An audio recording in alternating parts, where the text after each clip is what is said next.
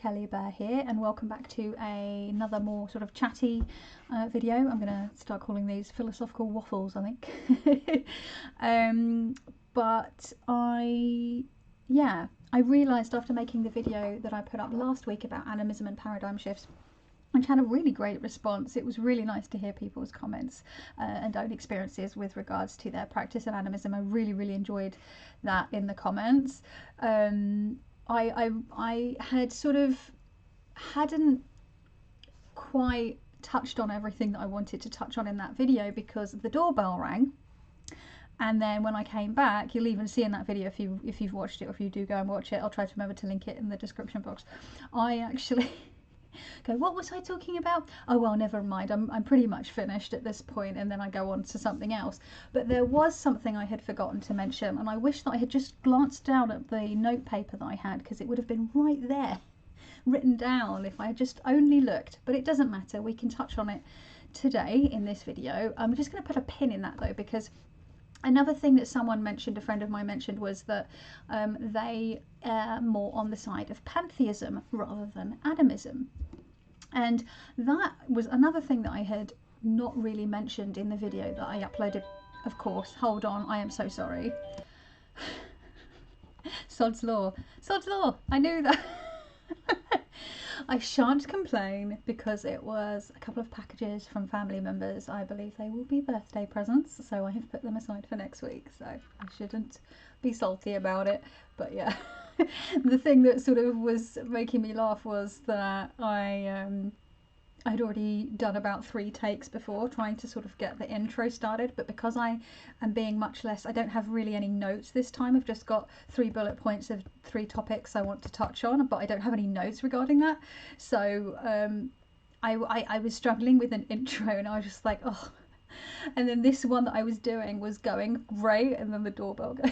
Oh, and one of them I had a big sneeze attack, so that obviously I had to like can that one 30 seconds in, and I couldn't stop sneezing. Anyway, that's by the by. I was speaking on what I failed to mention in my video last week, was that I also have had a bit of a journey through pantheism. It started quite a long time ago, actually, when Anya Olga first started making videos. I believe I found her via Kellyanne Maddox, who had mentioned her in some of her videos, and I went over to Anya's channel and binge watched a load of her stuff. This was years ago. And then maybe about 3 years ago, I saw that she was still making videos, or had started making videos again, and so I started watching them again. And it was around the time that I had been also working with 6 Ways by Aidan Wachter, and yeah, I was kind of trying to work out where I sat on that axis, right, of like animism and pantheism, because it can get a little confusing for me in my mind. I don't know if anyone else has this issue, and I think I was speaking, who was I speaking with in the comments in the last video that I made about this?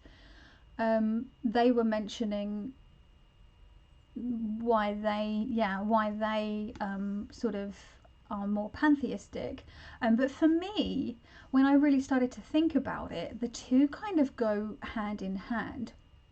And the only reason I sort of started speaking on animism and thinking about animism was purely through the experiences that I was having. But I also think that pantheism can also be true. Like, I feel like it's not either or, they're like 2 sides of the same coin, and both can be true at once. And I was listening to a podcast, me and my podcast, and I'm trying to remember what it was, but it was a couple of days ago, and someone was speaking on about, I'll see if I can remember what it was. I'll have to look if I can see through my podcast history on my phone. But speaking on that there isn't one truth, but there is too much truth. Or maybe it was What Magic Is This? Maybe I was listening to it last night before I was drifting off to sleep. Can I remember? No. But that, when a lot of folks will say, well, each religion or spiritual practice is just a different pathway to the same thing, the same truth, the same thing at the center of our existence or whatever. But actually, this guy that I was listening to, and I can't remember his name at the moment, again, I'll see if I can find the information and the podcast, and I'll put it down below in the description box. I'm going to do that, put that on a post-it note, because I will forget. Truths, paths, that'll help me remember. He felt that it isn't that there is one truth and that they're all different paths to the same thing. He believes that they are all valid and that there's so much truth in the world or in the universe or in existence. And so he puts it far better than me, and I'll see if I can remember to link the podcast or find the podcast, because it's really, really interesting. I haven't finished listening to it actually, but it's funny how these things that I listen to or watch or read, it's always very synchronous. It's always very sort of serendipitous. It always seems to come in when I'm already thinking about these things, or I have been thinking about these things recently. So it's like, yeah, was how I was viewing, and what my comment was a couple of days ago on this underneath my channel video, I think that both can be true at once, animism and pantheism, and that they both go hand in hand rather than it's an either or. It's like more than one thing can be true at once, which is essentially what this guy that I was listening to on the podcast was saying. And I was like, oh, that's really funny. I've been sort of thinking the same thing. So there's that. So when I say I'd had a paradigm shift, it wasn't suddenly atheism to animism. It was like atheism. Previously, I say atheism. I sort of became an atheist in my late 20s. I had been practicing pagan and witch for a long time before that, since my mid-teens. And before that, I wasn't formally brought up in any religion, but my family on one side is mostly Catholic, and my family, because they're Irish, and the other side is sort of C&E, and there's a little bit of mix in between on both sides there as well, because there's a mixture of Scots and Irish and English on both those sides. And I'm realising my ring keeps wiggling around on my finger, and I'm like, why does this keep wiggling? I realised once I'd put my hand cream on, because my hands are really dry, I put the ring back on the wrong finger. It fits on that one. See, it doesn't wiggle now. Sorry, I'm distracting myself. Can I stay on point? My goodness. Anyway. So now I've distracted myself. I can't remember what I was speaking about. Oh my god, my brain, folks, it's a struggle. But yeah, I think that they're both two things. Oh, that was it. I didn't go from atheism to animism. It was grew up not being raised religious, but being subject to a lot of religion, but not being expected to partake in it fully, but still going to church and mass and things like that. Anyway, then discovering paganism and witchcraft, and that being very much my it was very much, I was introduced to sort of Wicca and the sort of that duality, that binary, which is really, it was all that, it was great. I was like, oh, there's a goddess, and I think that's what sort of brings a lot of people away from monotheism into sort of pagan spiritualities, is this recognition of the feminine. But it never really completely sat right with me, and now I understand why. It's because I don't really jive with like really binary thinking. I don't always think it's helpful. It can be, but I think we get too stuck in this either or. I've always been very much like, things aren't always black and white, there's a lot of grey. Yeah, I went through that, and then I think in my very late 20s, early 30s, that's when I sort of really got, I don't know, I just had this weird break, I don't know, and became very atheistic. And then it's been a very slow, gradual process of working through from that to learning about pantheism and animism, as finding pantheism really jiving with me. I couldn't quite get there with animism. It felt a bit too much of a stretch. But then I started to feel a bit more sort of agnostic atheist, like on that cusp. And then pantheism started to make more sense to me, and I was like working with plants and studying herbalism. And the more that I did that, and then when I introduced working with 6 Ways by Aidan Wachter, and listening to lots of other practitioners speak, you know, listening to Sarah Ann Lawless, listening to Aidan Wachter speak, listening to Brianna Saucy, all those people talking on like folk witchcraft and herbalism and working with plants and animals, and it really started to ring true with what I was experiencing as well. And yeah, so it's been so I would say I'm really starting to jive with animism, but there's a part of pantheism, there's a part of me that also feels like pantheism works as well in my head. So it's really, like I said, I'm still formulating my thoughts around it, and I don't feel like I have to label it. I don't have to, because I saw people in some of the comments going, I don't feel like I need to label things or blah blah blah. And if you watch that video, not blah blah blah, that's not me saying. That sounded really rude, like I was saying the people in the comments were going blah blah blah. That's not what I meant. I meant that there were a couple of people saying that, as in so on and so forth, etc, etc, etc. That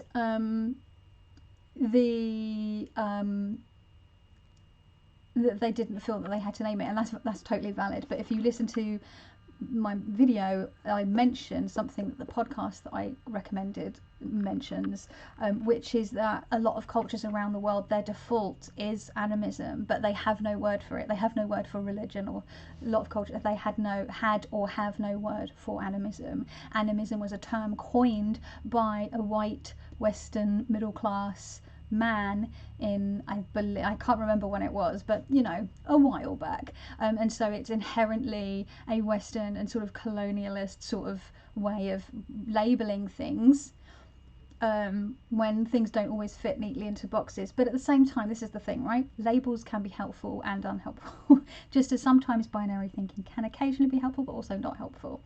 Nuance, right? There's nuance, greyness. We've got to allow room for it, and I'm trying to do that, like realizing that things are much more expansive and mutable than, you know, I originally sort of was believing or realizing.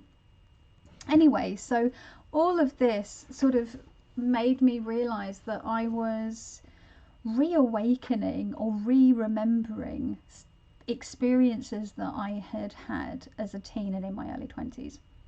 So as I said, I've mentioned practicing paganism and witchcraft from the age of about 16, and having some really beautiful experiences with regards to pathworkings.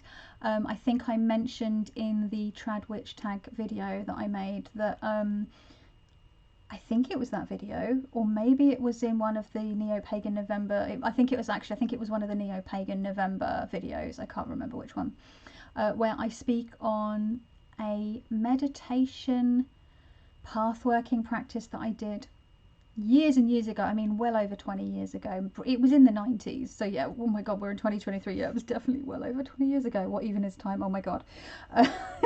And how I, you know, was sitting in this sort of woodland, and I was approached by this beautiful blonde woman, and she was emanating these vibes, you know, and how she sort of like touched me, and it was just, that experience has stayed with me forever. But there are so many other things that I had experienced that I had forgotten about, you know, or sort of just had poo-pooed and had gone, oh well, then that was just my imagination, that wasn't real, that was me, you know, my brain filling in blanks, that was my, you know, my creative brain.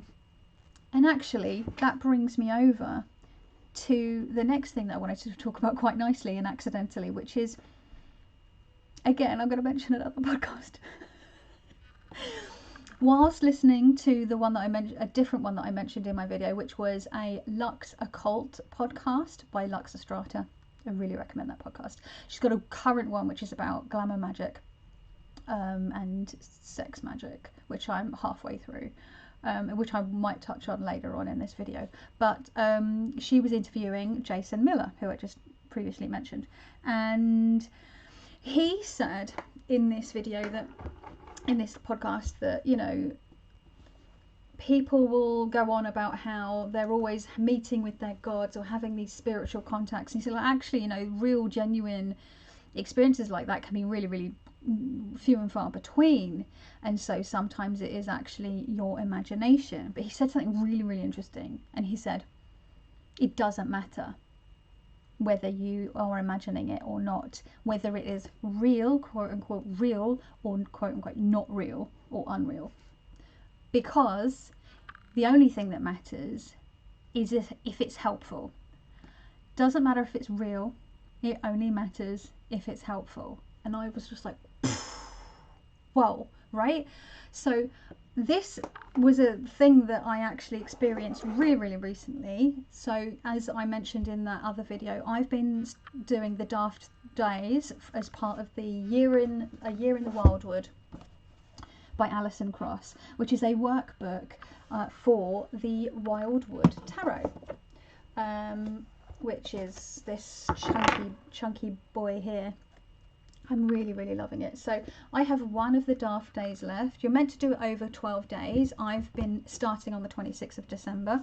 We are well beyond that, but I'm just really taking my time with it. I have one day left, and I'm probably going to tackle that tomorrow evening, because I think you have to read back through all of your entries and all your cards that you've pulled throughout those previous exercises, and then sort of reflect on that. So I need a bit more time to sort of sit down and really do that. I've realised I'm going to forget and have cold tea. I don't want cold tea. So one of the exercises for one of the days was to sort of essentially path work, to step inside a couple of the cards. Now, doing 2 path workings in one day feels a bit too much to me personally, so I split them over 2 days. And the first one was for the Hooded Man, which is the Hermit in a traditional deck. I can't remember if I mentioned this in the previous video or not, or if I'd had this experience after I filmed that video. I think I did. And then the other one is the Mirror, which would be the Hanged Man or the Hanged One in a traditional tarot deck.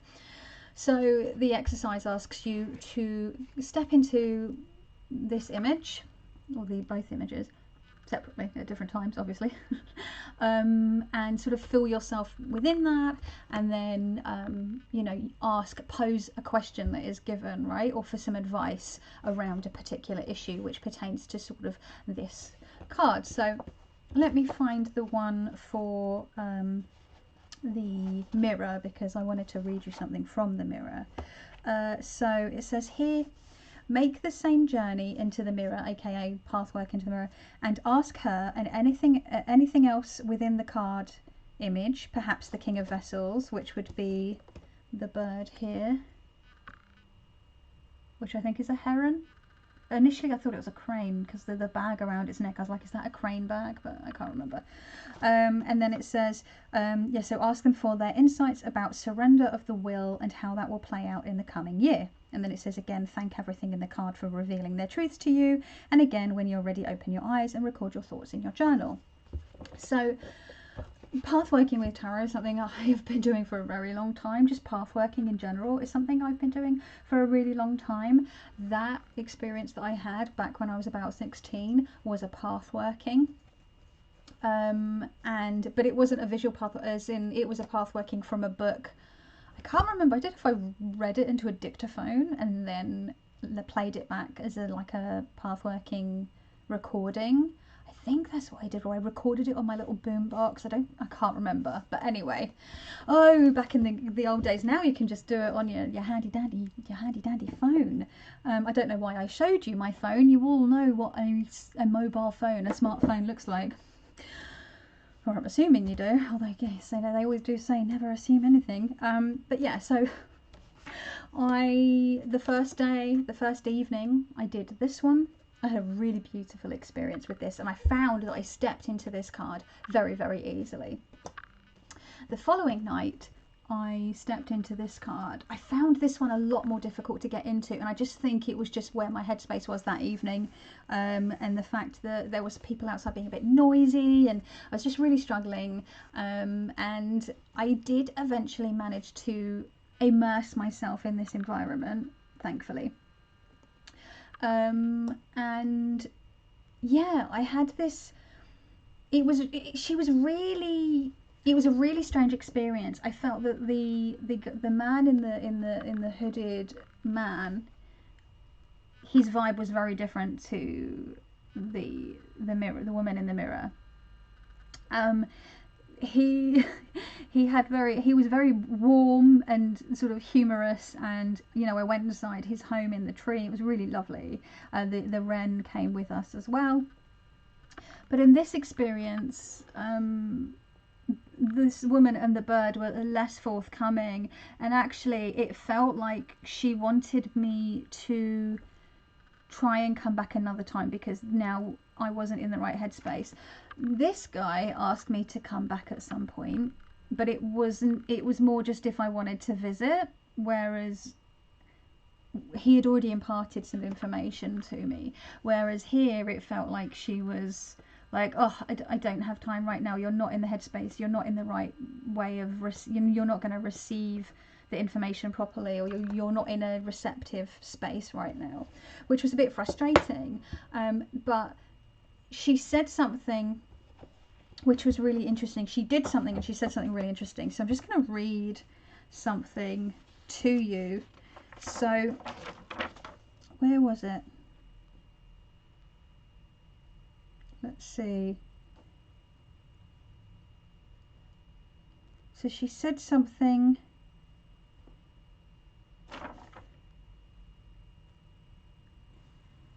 She said something about, where was it? Sorry.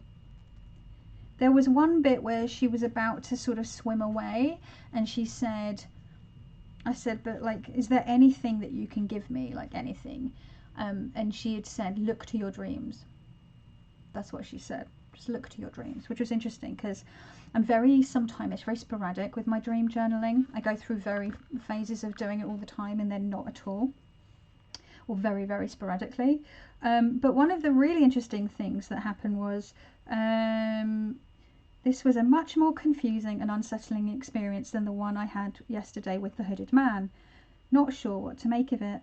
I guess I need to break out my dream diary regularly again and get my astral altar set up properly, because that's something I haven't had for a long time, is my astral altar. It's probably quite dusty. And reading Auryn's Mastering Magic, where he gets you to set up your astral altar, I was like, oh yeah, it will still be there, but it's been a while. I need to go check mine out. But I think I'm going to work my way through his exercises in that book and like freshen my space up and start from scratch. I don't know. He just does this great thing where he describes your astral altar and your astral sacred space, or your astral temple, as a bit like the TARDIS in Doctor Who, where it changes and it's mutable and it changes and grows and evolves with you. So every time the Doctor in Doctor Who regenerates into a new Doctor, the TARDIS, the appearance of the TARDIS changes, the Doctor's appearance changes, and sometimes the gender changes. Really, really great. I love that show. And I was like, oh, so my astral altar that I've had on and off, that I've worked in on and off throughout my life, will still be there. It would have changed, but I have a feeling it's a bit dusty and a bit neglected. But anyway, so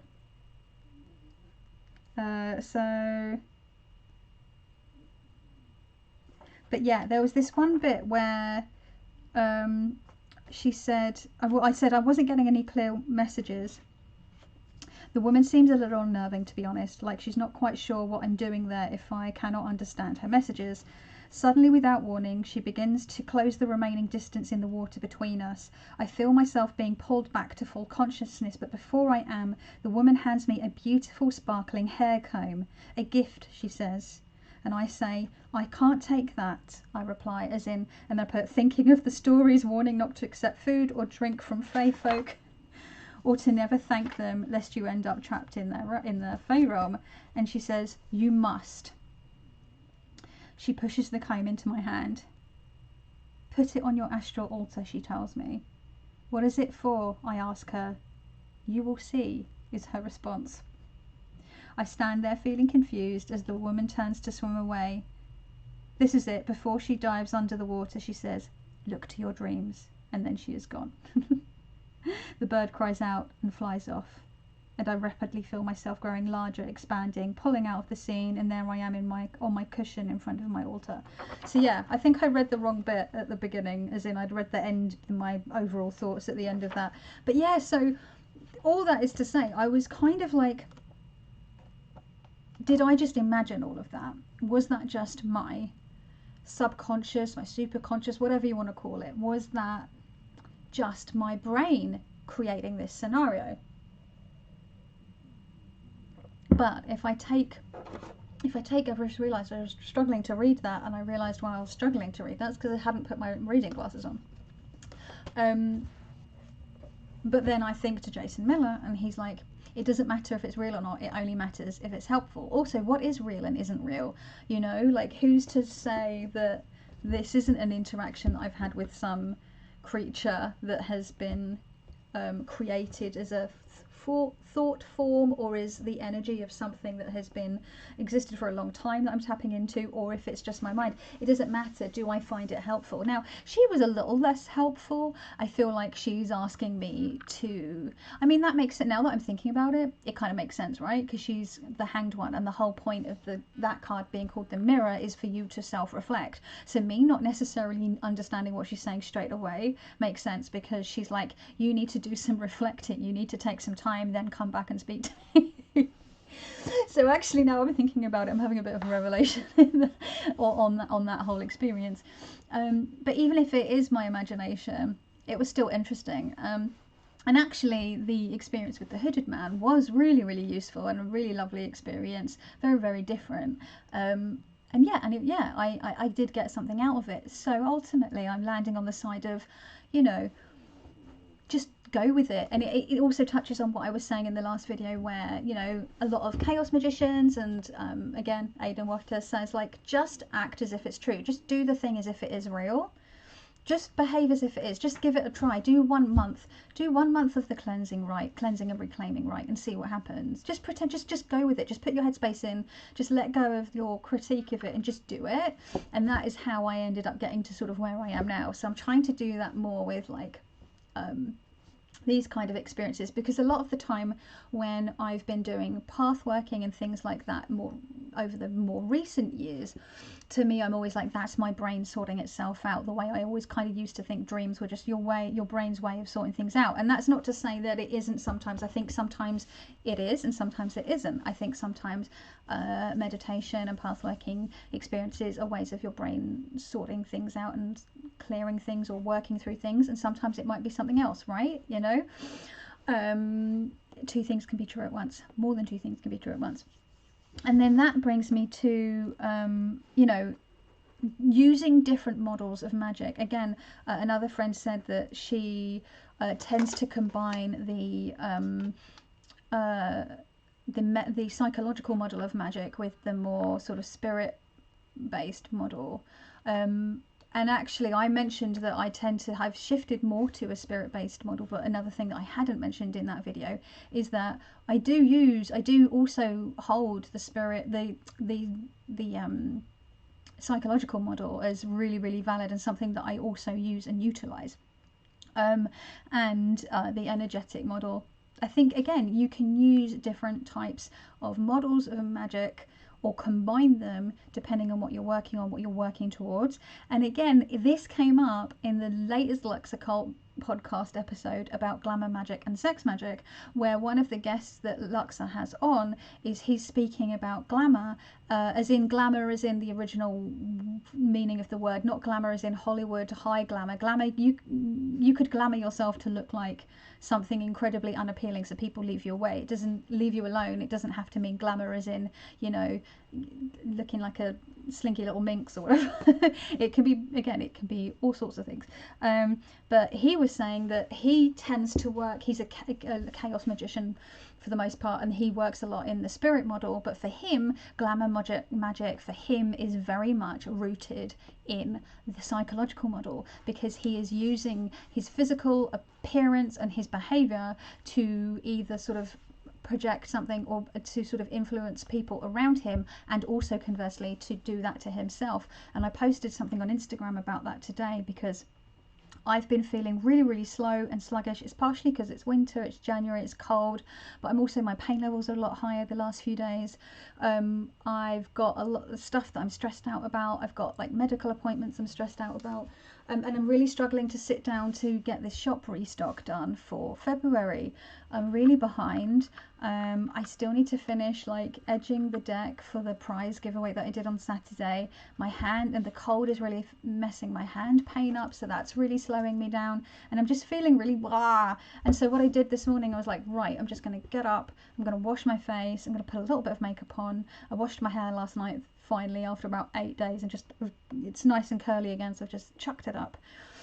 Put a flower in your hair, put some earrings on, you know, just in it, I'm glamouring myself. I'm making myself feel better by embodying my sort of, myself, like a lot of the time through this like panini, the way that I express myself visually, which is a big part of how I, big thing about how I sort of get myself motivated and how I like to express myself. A lot of that has sort of fallen by the wayside because I'm stuck at home a lot of the time shielding due to like medical stuff. So it means that I don't get to wear all my lovely crushed velvet and sumptuous laces and silky dresses, like all the beautiful stuff that I used to love wearing, all the rings and all the, you know, I don't get to do that as much, and I don't feel like my like badass little like goth bitch as much as I used to. So I was like, I'm just gonna do it. I'm still comfortable. Like, this is a black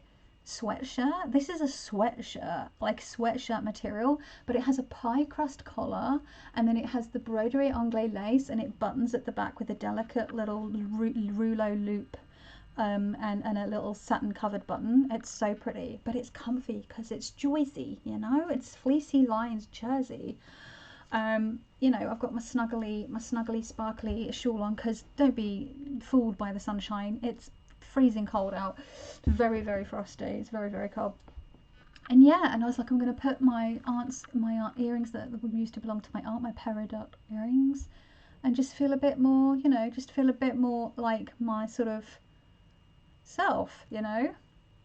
I've still got tracksuit bottoms on because I'm, again, keeping it comfortable, but I'm enchanting myself whilst also trying to remain comfortable, right? So I've got my purple, I don't know if you can see, I've got my purple Critical Role Jorhas tracksuit bottoms on. But yeah, this is like just a comfy, you know, I keep considering like cutting this into a crop because I don't really like tops that come this low, but it's so cold today. I'm grateful I hadn't cut it because actually it's keeping my hips and everything. It's keeping me warmer than it would have if it was cropped like some of my other tops, like my skeleton one you always see me in, or my new tie-dye one that people keep commenting on, which I really, really love, which I got before Christmas. My husband bought it for me. No, did I buy that one for me? I think I bought that one for myself. But anyway, by the by, all I mean is I was enchanting myself to help me get things done, but I'm also allowing myself to sit in that feeling slow, and just, you know, I'm like, do you know what? If I have less stuff for the shop drop, I have less stuff for the shop drop. Trying to do more by doing less, as in I'm trying not to burn myself out this year. I'm trying to listen to my body. I'm trying to listen to the seasons. I'm trying to live in a way that makes more sense and not listen to capitalist kind of hustle culture bullshit that just doesn't work for those of us that live, well, it doesn't work for many people that are not chronically ill or neurodivergent, but you add those other couple of things into the mix and it becomes nigh on fucking impossible, you know. So I'm just going with it. So all that is to say, what a ramble that was. But yeah, what do you think? Do you think it matters if it's real or not? Have you tried, do you struggle with those kinds of things, or do you not at all? Do you just think, well, it's all real and magical, and, you know, or are you having a paradigm shift lately? And do you work with different magical models in your practice? And if so, what are your favourite models, or what are your most used models? I would say mine used to be like 100% psychological based. I mean, when I say I used to, I'm talking about my resurgence into witchcraft and tarot in my 30s. Back when I was in my teens and early 20s, that was very much, that was just the, you know, magic and all those things were just, yeah, sure, of course it's real. You know, it was just, I'm talking post-atheist phase. So yeah, so I'm a little bit with Cody from Tarot Readings from a Bitch, where she's coming from this sort of atheistic vibe, and she's sort of struggling a little bit, but she feels like she's making some sort of, she's shifting, and sometimes parts of her brain sort of butt up against that. I still do have that, but I'm having it less and less than I used to, and I think it's just because I'm really just throwing myself down like the witchcraft path in a way that I haven't for a very long time, and I think that's because it is winter and I'm really going inwards.